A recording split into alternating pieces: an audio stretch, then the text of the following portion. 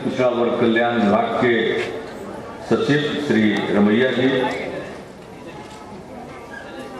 बिहार ग्रामीण जीविकोपार्जन परियोजना के मुख्य कार्यपालक पदाधिकारी सह परियोजना निदेशक श्री अरविंद कुमार, बिहार के 6 जिलों के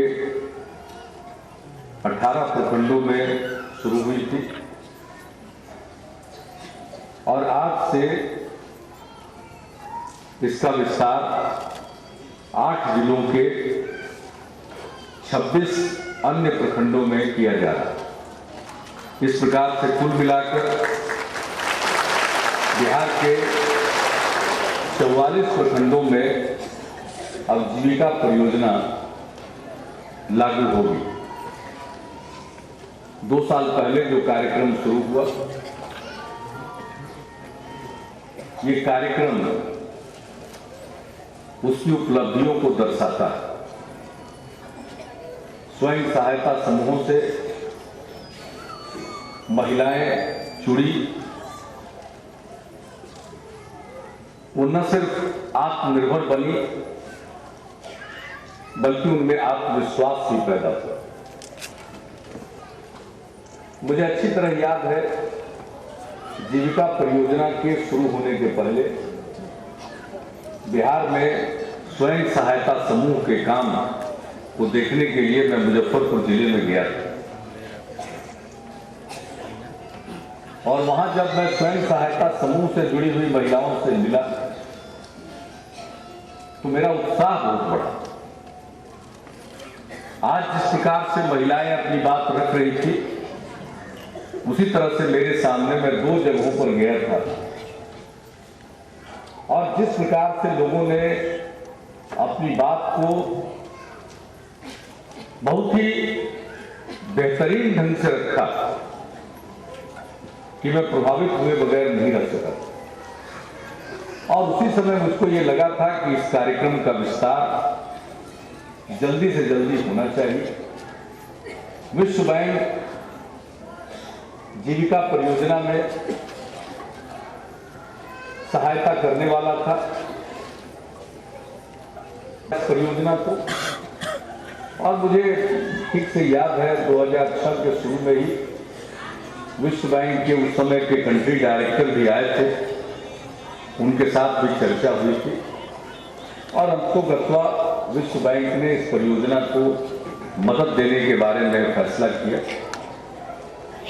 उसके बारे में बाकी सारी औपचारिकताएं पूरी की गई और 2 अक्टूबर 2007 से इसकी शुरुआत हुई। नगर निकायों में भी वहां आरक्षण दिया गया। उस समय थोड़ा मेरा मजाक उड़ाया जाता था, बहुत लोग तरह तरह की बात बोलते थे। कहीं कहीं हम जाते थे तो कान में ये बात भी सुनने को मिलती थी कि अब महिला लोग मुखिया बनेंगे या पति लोग बच्चा खिलाएंगे। मैं भी उनकी बात का जवाब मजाकिया लहजे में कुछ दे देता था। हम तो कह देते थे कि घर में ठीक से भोजन करना है तो हमारी बात का विरोध मत करिए, इसका साथ दीजिए। तो खैर, उस समय लोगों को क्या महसूस होता था और आज देखिए 3 साल के अंदर, हमने 3 साल पहले लागू किया 2006 में, आरक्षण दिया 50% और महिलाएं जीत कर आई 50% से ज्यादा। और कार्यक्रम ये इतना सशक्त साबित हुआ कि अभी साल भारत सरकार ने भी फैसला किया है कि पूरे देश के पंचायतों में 50% आरक्षण महिलाओं के लिए लागू किया जाए। बिहार में शुरुआत, अब केंद्र उसका अनुकरण करने वाला है। स्वयं सहायता समूह की शुरुआत हमारे यहाँ नहीं हुई, क्या बहुत उत्साह बढ़ा। एक दीदी जो थी, जो श्री विधि से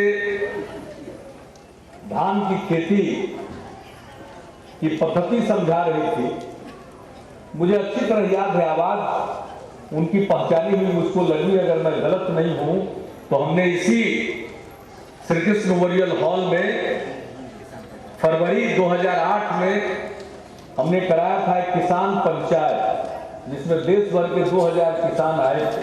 तो जहां तक उनकी आवाज से मुझको लगता है कि शायद यही महिला उस किसान पंचायत में भी शामिल हुई होंगी।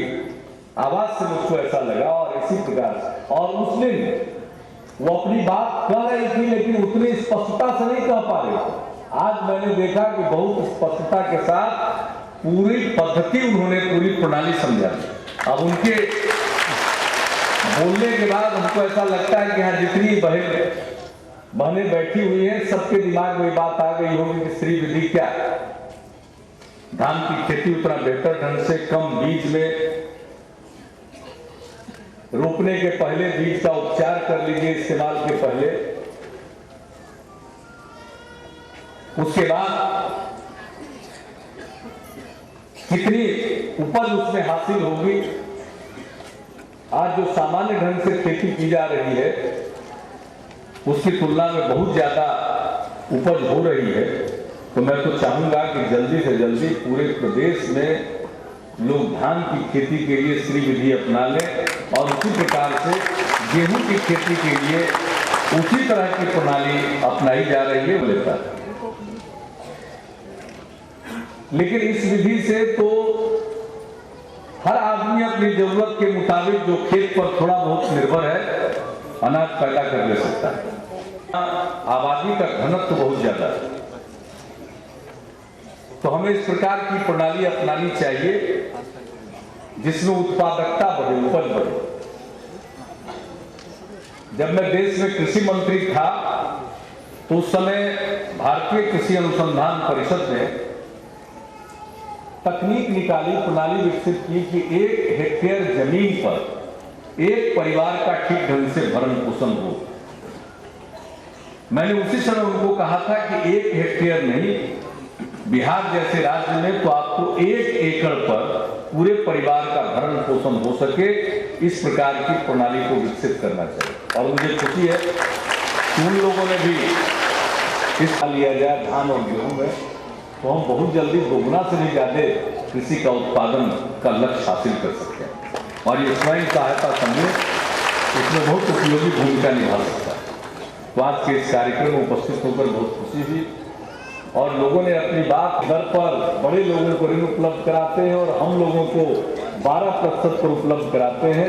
बात इतनी सटीक थी कि रिजर्व बैंक के, बैंकों का जो बैंक है इस देश में बैंक है और बैंकों के ऊपर एक बैंक है भारत सरकार ने बनाया, रिजर्व बैंक। उनके प्रतिनिधि को ये कहना पड़ा कि बैंकों को इस दिशा में सोचना चाहिए।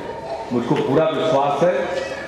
और देखिए साहब, जो बैंक के स्टेट बैंक ऑफ इंडिया के यहाँ पर बैठे हुए हैं सीपीएम और हमारे दूसरे बैंकों के भी प्रतिनिधि यहाँ आए हुए हैं। देखिए, पैसा बैंक का कौन बचाता है? बड़ा जिसका पेट बड़ा, सबको नहीं पचा सकता। गरीब आदमी आपका पैसा नहीं पचा सकता।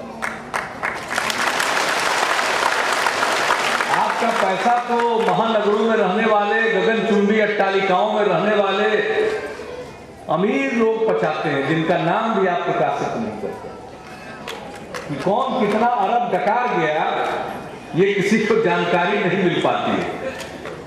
ये तो बिहार के गरीब लोग हैं, उनकी गरीबी को दूर करने के लिए आप माइक्रो फाइनेंस, सूक्ष्म स्तर पर, निचली इकाई पर कुछ फाइनेंस कर रहे हैं। सूदखोरों से भी इनको छुट्टी मिलेगी। जो पैसा लेंगे उत्पादक कार्यों में लगाएंगे और पैसा कमाएंगे, समय पर आपका पैसा लौटाएंगे और अपनी गरीबी भी दूर करेंगे और मन में आत्मविश्वास का भाव भी पैदा होगा। इसलिए इन लोगों पर भरोसा कीजिए, इनकी अदायगी बहुत अच्छी होती है। आपका पैसा लेकर के पचाएंगे नहीं और थोड़ा सा तो इसमें आगे बढ़ चढ़ कर काम करना चाहिए। आप लोगों को तो आगे बढ़ चढ़ कर काम करना चाहिए, बैंकों को। तो मैं भी यही तरफदारी करूंगा कि भाई इसमें इंटरेस्ट हटाइए। और दूसरी बात, मैंने अपने परियोजना निदेशक अरविंद चौधरी जी को कहा है, ये योजना लागू करिए और हम जो स्वयं सहायता समूह समय पर पूरे तौर पर अपने कर्ज की अदायगी करते हों, वैसे समूहों को राज्य सरकार की तरफ से भी सहायता प्रदान करने के बारे में आप कार्यक्रम बनाइए, उसकी रूपरेखा रखिए और उस पर हम निर्णय लेंगे। हम अपनी तरफ से उनको मदद करेंगे और सहायता करेंगे, क्योंकि ये जो काम है स्वयं सहायता समूह का, अभी तो 44 ब्लॉक में और कुछ अन्य योजनाओं से विश्व बैंक के प्रतिनिधि बोल रहे थे यहाँ, और उन्होंने कहा कि साहब जिस तरह से जो गैर स्वयं सेवी संगठन काम करते हैं, उसी प्रकार से हमारे इस समूह के लोग काम कर रहे हैं, जीविका परियोजना के लोग काम कर रहे हैं।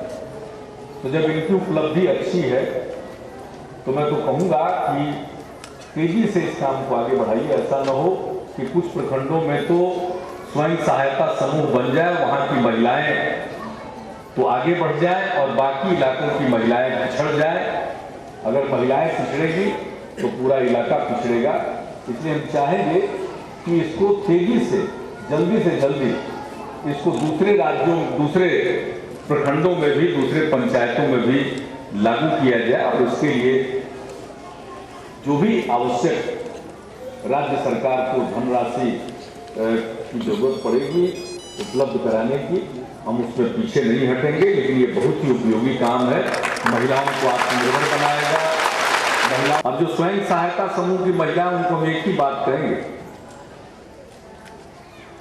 कि साक्षर तो बनिए ही अक्षर आंचल कार्यक्रम के साथ जुड़कर। अब राज्य में हमने अक्षर आंचल कार्यक्रम शुरू किया तो केंद्र ने भी महिला साक्षरता मिशन की बात की, तो बाकी जगहों पर मुझे उम्मीद है कि केंद्र की योजना की हमें मदद मिल जाएगी। लेकिन बाकी तो 40 लाख महिलाओं को साक्षर बनाने के लिए हमने राज्य सरकार के निधि से, कोष से, खजाने से 53 करोड़ रुपया आवंटित कर दिया है कि 6 महीने के अंदर इस लक्ष्य को हम प्राप्त करें। आप भी साक्षर बनिए, लेकिन एक अपील भाई, घर में बेटा हो या बेटी स्कूल जरूर भेजिएगा, जरूर स्कूल भेजिएगा, क्योंकि देखिए ये ज्ञान की दुनिया है। अब जिसके पास पढ़ाई लिखाई है, ज्ञान है, जानती है, वही आगे बढ़ सकता है। इसलिए बेटा हो या बेटी स्कूल में जरूर भेजिएगा, हर हालत में उनको पढ़ाइए। पहले 25 लाख बच्चे थे, अब दुनिया भर में इस पर काम हुआ और लोग इस नतीजे पर पहुंचे कि खुले में शौच करने से अनेक प्रकार की बीमारियां होती हैं। अब बीमार पड़ने पर दवा दारू का इंतजाम करना पड़ता है। अगर हम खुले में शौच न करें, शौचालय का इस्तेमाल करें, तो 90% बीमारियां नहीं होंगी। तो उतना खर्चा दवा दारू पर घट जाएगा, आपका भी और सरकार का भी। इसलिए दूसरा संकल्प लेना है कि हम शौचालय बनाएंगे और बिहार में हमारी सरकार ने केंद्र की जो योजना है गरीबी रेखा से नीचे रहने वाले परिवारों को शौचालय बनाने के लिए अनुदान देने की, उसमें तो हम अपना योगदान कर ही रहे हैं। बिहार अकेला राज्य है जिसने तय किया कि गरीबी रेखा के ऊपर रहने वाला भी अगर कोई परिवार है, उनके घर में शौचालय नहीं है, उनको शौचालय बनाने के लिए प्रति परिवार 2000 रुपए की हम मदद करें। इसके बाद वो बाहर जाते हैं। कितना कष्ट में हमारी माँ बहनों को गुजारा करना पड़ता है। इसलिए घर घर में शौचालय बनना चाहिए और संकल्प ले लीजिए